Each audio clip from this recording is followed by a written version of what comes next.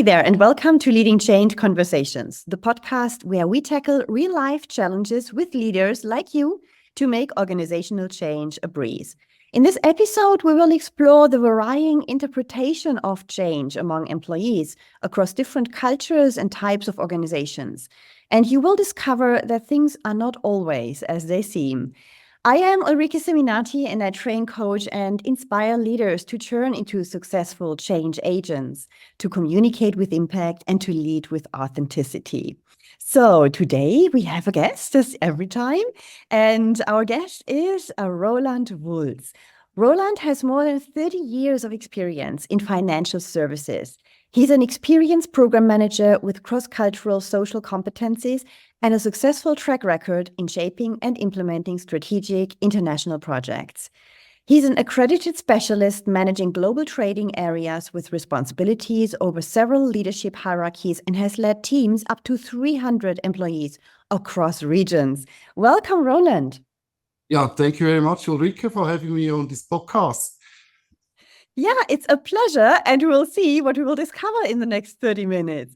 So let's speak a little bit about change. Well, that's the topic, obviously. And with the angle that we look into your experience across different cultures, across different types of organizations, because obviously it depends on the organizational culture, but also on the overall culture in the country, in the region. And all of this is a different mix in different places, which means that people perceive change, embrace it or not, in a very, very different way, depending on the local culture. And with local, I also mean the size of the organization, for example, can play a role, or the orientation.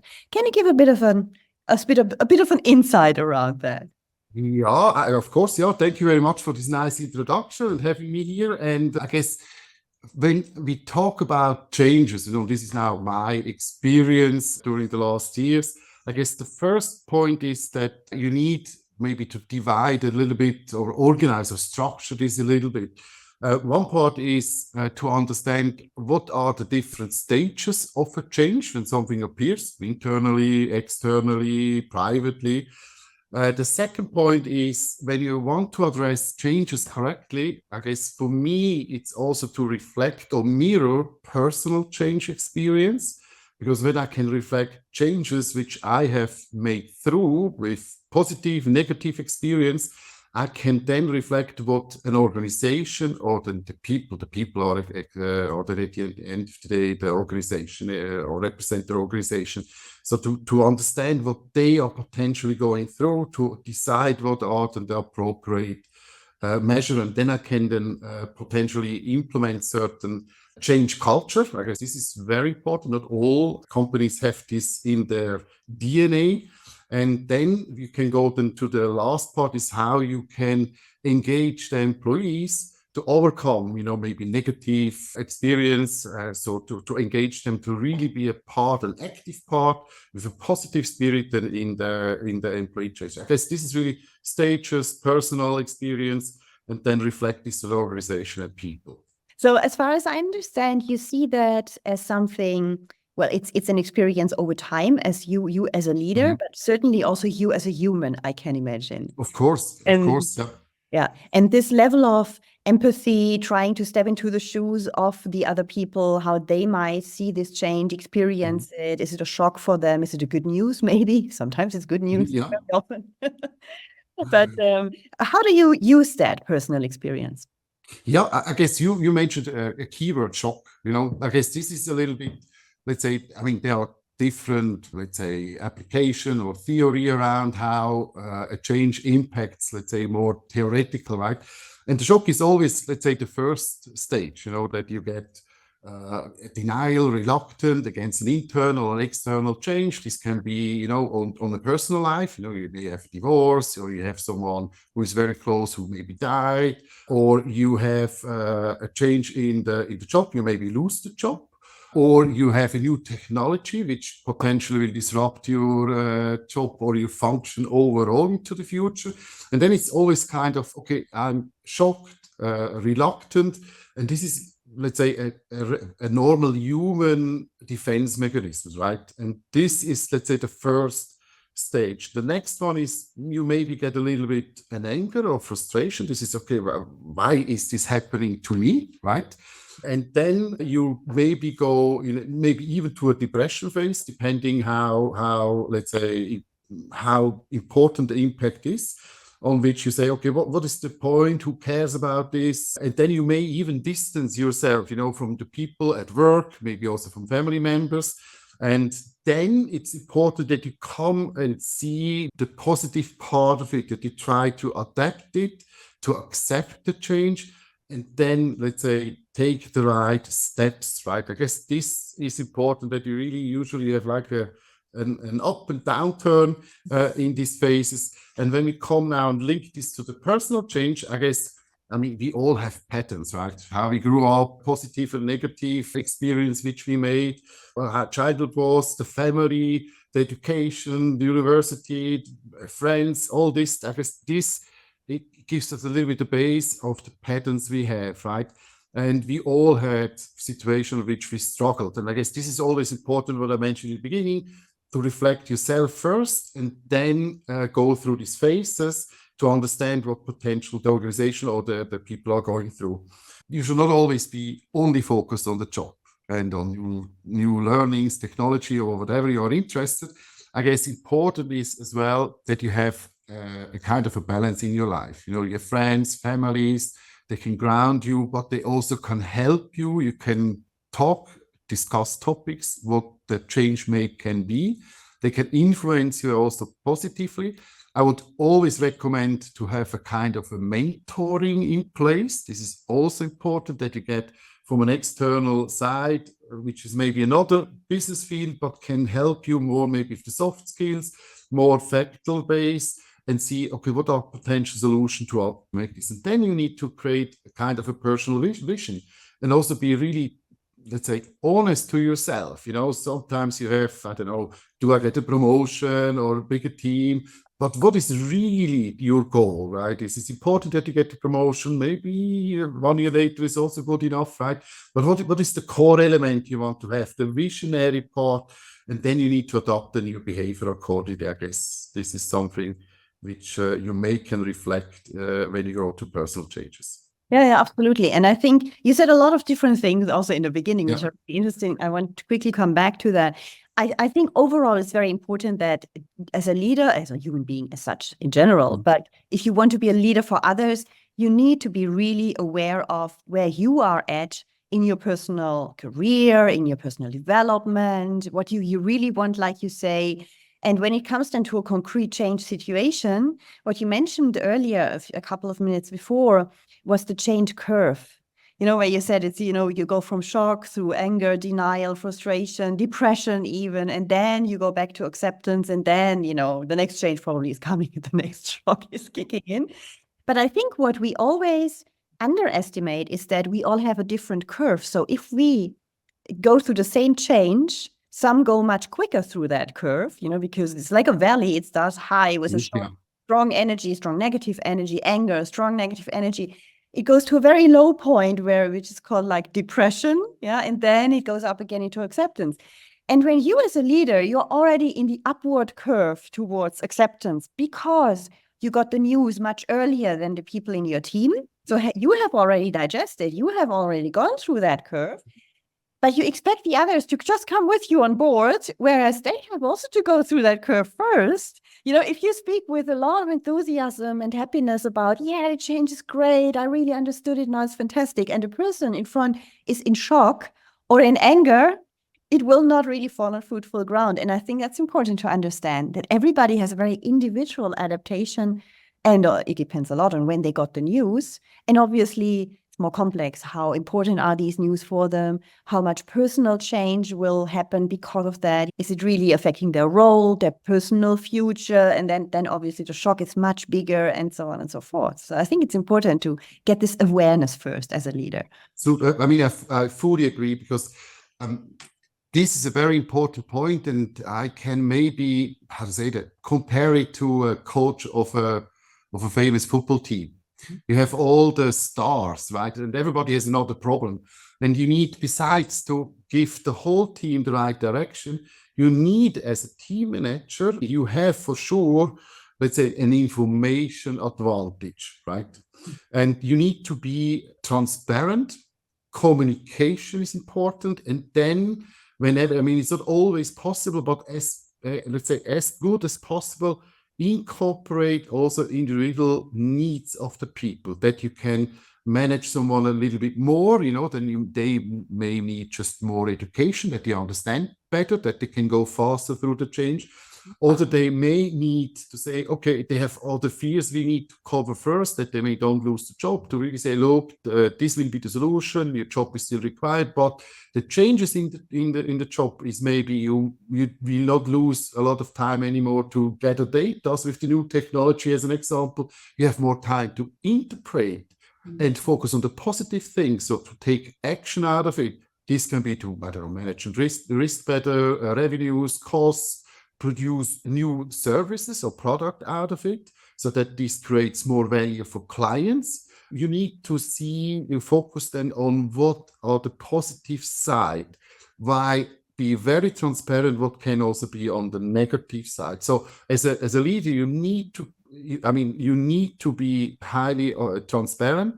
You need to have regular information, and you need to incorporate fears, concerns, and take this into the solution, so that they see you talk on the same level to each other, right? So that you meet on the same level. Otherwise, I mean, this is the optimal world. I know in the daily business it's not always possible, but I guess this is then also that you have from the leadership part, that you can create this culture of change. And I would add one thing in addition. I guess one thing is really to talk on the topic, but as a leader, you should also be transparent in meetings to say, look, here is where I struggle. And you should also show examples and say, look, here I messed it up, or here I have a problem with my change, so that they also see, also the leaders, they have hurdles to go through. You need to be very transparent there, right? Yeah, I think so too, because change creates fear, and fear is coming often from not knowing or having the feeling that they don't know it all. Like you say, I think this is super important. And even if this includes admitting mistakes, for example, admitting the weakness you might feel in the change yourself, because you feel also like a bit, I don't know, powerless in this moment, for example, or a bit overwhelmed by what's coming, or not knowing what is your own future even. And all of this can be scary for a leader too. And at the same time, you often feel like, we have to play the strong leader and show that we are behind it fully. But then, and so on. And I think that's very, very important. If we look now into the next step, cultural differences. So change culture as well. You said, and it's true, organizations are very different from each other. Some have a much more, let's call it an agile culture, have this kind of openness to change, even if human beings in general are not very open to change by nature. But usually in certain organizations, it's a bit better installed than in others, and others are very traditional, are very much relying on their past successes. And also employees might be there already for 10 or 20 years and relying very much on, well, we always have it done like this, and it was a success. Why shouldn't we continue like this for the next 20 years? And then it becomes obviously super difficult if you have something that is more of a radical change, like a big digital transformation, AI coming in and these kind of things. What's your experience with that when we come to this change culture? I maybe can give you an example, right? So during the time when I had the international location on the buy-side trading, I had team in Singapore, in Sao Paulo, in Nassau, all over Europe. And when we have errors or mistakes are happening, this could be a small mistake, but in the trading, it can lead to bigger errors and also bigger losses when something can go wrong. So you have a kind of an error culture on which you also transparent analyze. You have a clear procedure how to do this. And we, let's say, frame this within a feedback principle, what we implement globally. And when it comes to feedback, of course, for the whole process, you have you record it, and then you also share it, and then you share the mitigation actions and how others can adopt it, that this is not happening in another location as well. But the feedback loop was quite interesting. There's a famous book, No Rules from Netflix. and they implemented this 4A principle. We did something similar, not exactly like Netflix, but when you provide feedback, you have to have an open culture. So here it starts already to give honest feedback. This is the first point, which should aim you to a certain result. Either you get better with the trading overall, or in a project you get a better result, or you can help to get a better solution. So you in the feedback you aim to assist. If I went to my German team in Frankfurt, for them it was no problem. They go straight with the feedback, right? If you go to Tokyo or to Singapore in the Asian world, this is a little bit more, let's say, a problematic point when you point errors in specific, right, to a certain person, which, we are all human, we all make mistakes, right?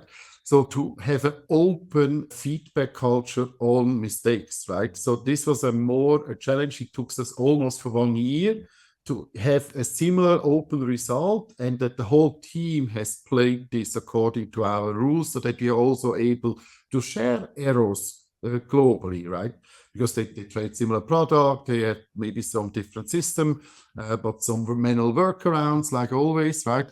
And to help each other to mitigate this. So it took much more time to get them open, because they can lose their face, and sometimes also the hierarchy makes a clear issue which they need to incorporate. Let's say Brazil was also interesting, right? Here you need to gain first the trust of the people, that you really can implement something like a feedback loop, that they really trust you as a person, that they start to be open. I guess you have various cultural changes, and you should never underestimate where people are coming from, how they grew up, different cultures, language backgrounds, religions. We have always like this global ethic rule and code of conduct. But if someone is working in India, they have different backgrounds, and they bring this culture into the organization, and you need to accept this and to adapt accordingly, because you want to have a positive environment, that the people go in the same direction. This is a little bit related to what we talked before. With the Germany, you can solve it in 5 minutes. In Singapore, it took 1 year, and maybe in Mumbai, it took then 6 months. And then you incorporate in individual circumstances. I guess this is one thing, a feedback loop. But I would like to mention another point, because, you can either wait until an internal or an external change is happening to your organization and the people. But in my point of view, you should even prepare beforehand. It's something you need to involve the people, right? And this starts with your strategy, with your business plan, in which direction you want to go through. And during this process, you talk about external factors which can change your business model, competitors, interest rate changes, new regulation, and then the internal part as well, right?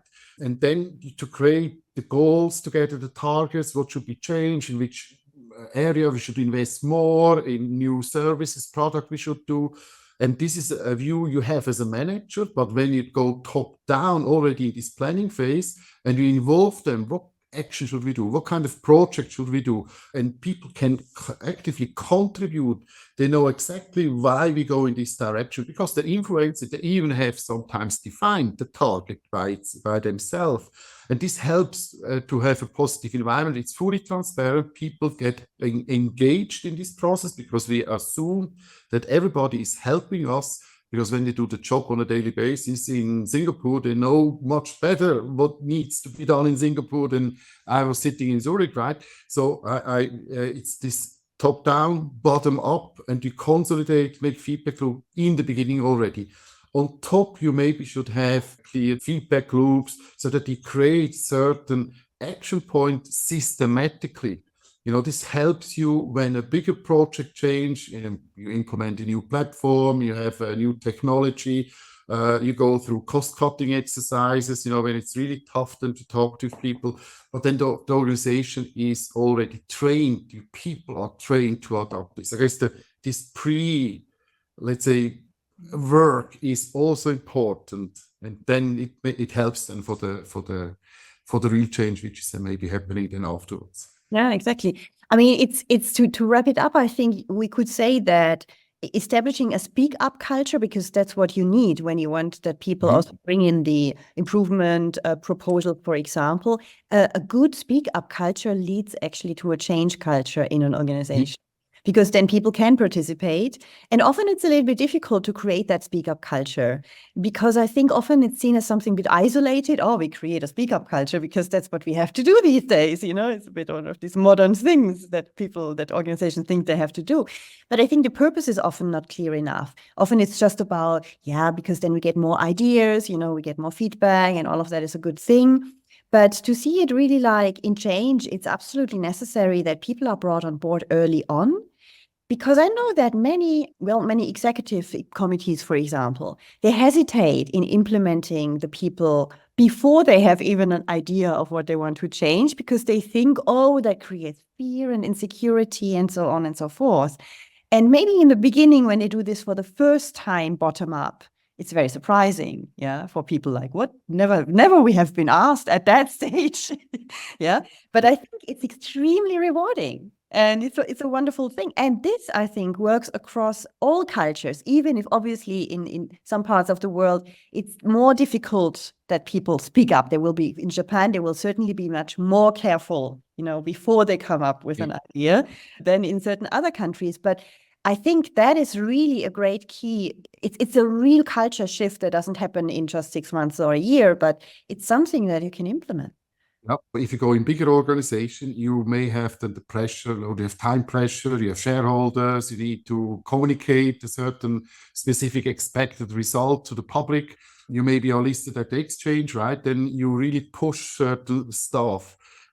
When we take now an example, if you want to implement, let's say, a complete new platform in a bigger bank, right? Then it's more important that it goes successfully live. And this means resources and budget get allocated to make this date happen, right?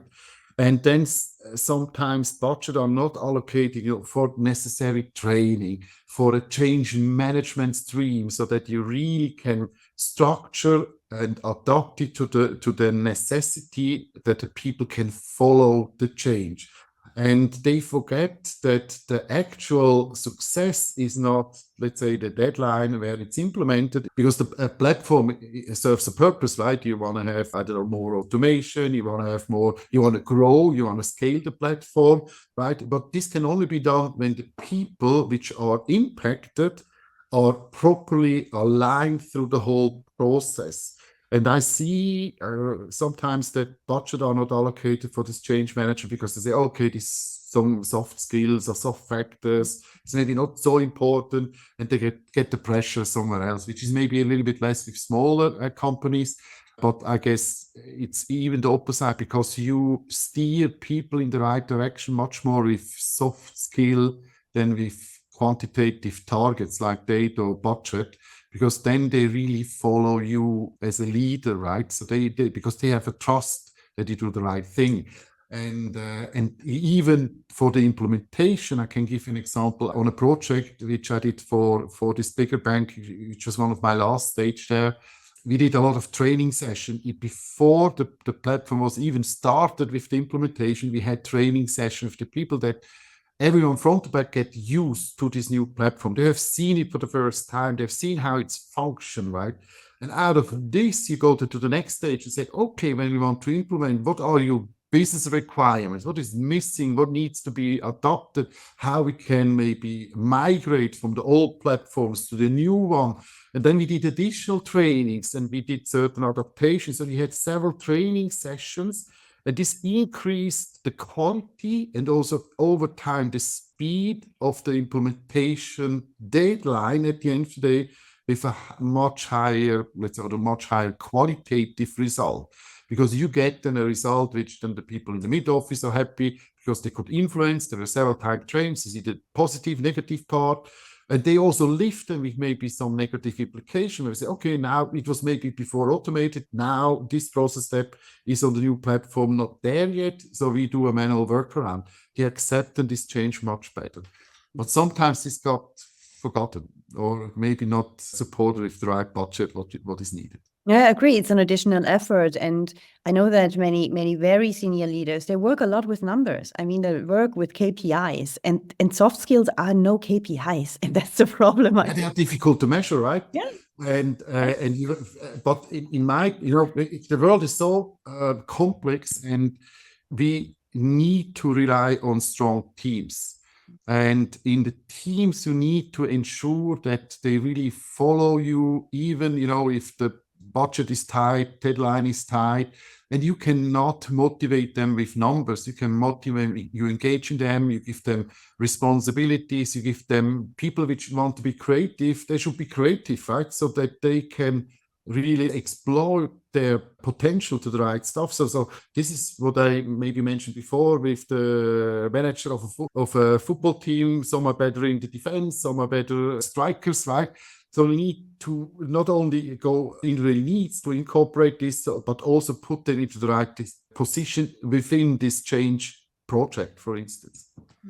Yeah, and see this as the actual success factor and not as like an obstacle that they have to overcome. People are not the obstacle of the change, even though sometimes it feels a bit like, wow, because there's this resistance maybe, but it's exactly the opposite. They're the enabler of it. And I think just changing this perspective on the role of all the people in the organization for the change, they're not just those who have to follow the instructions, they are those who can co-create them.